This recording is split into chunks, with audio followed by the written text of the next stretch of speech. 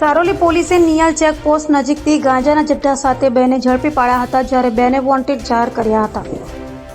Saroli police મથકનો staff પેટ્રોલિંગમાં હતો ત્યારે બાતમીના આધારે સારોલી પોલીસે નિયલ પોલીસ ચેકપોસ્ટ નજીક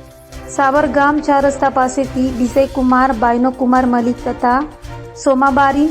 ખુશી નિર્મળા પ્રધાનને ઝડપી પાડી તેઓ પાસેથી ગાંજાનો જથ્થો કબજે કર્યો હતો, જ્યારે તેઓની ગાંજાનો જથ્થો મોકલનાર ઓડિશાના બાબુ ઉર્ફે ચિંટુ તથા ગાંજાનો જથ્થો મંગાવનાર કતારગામ ઉત્કલનગર ઝુંપડપટ્ટીના શંભુ ઉર્ફે ભારી લોચન ખુટિયાને વોન્ટેડ જાહેર કરાયા હતા. શહેરમાં no drugs in Surat city એના અભિયાન અંતર્ગત સુરત શહેર police commissioner Shri Anupamsingh Gehlot sir, special commissioner Shri Wabang Jamir sir તેમજ ડીસીપી જોન 1 સરની માર્ગદર્શન અને સૂચના હેઠળ સુરત શહેરમાં સારોલી પોલીસ સ્ટેશનના પોલીસ ઇન્સ્પેક્ટર દ્વારા NDPS એટલે કે માદક પદાર્થ ગાંજાની મોટો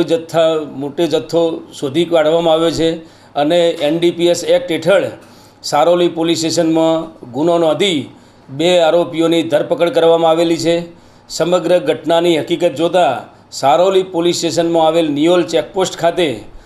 ફરજ પરના કર્મચારીને હકીકત મળેલી કે 2 વ્યક્તિઓ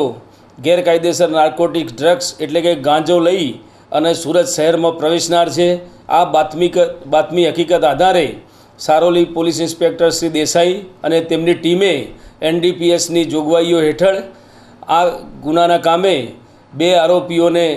સ્થળ ઉપરથી ગાંજાના 2 થેલા સાથે ઝડપી પાડેલા અને કુલ 31 કિલો 40 ગ્રામ ગાંજાનો જથ્થો હસ્તગત કરેલ છે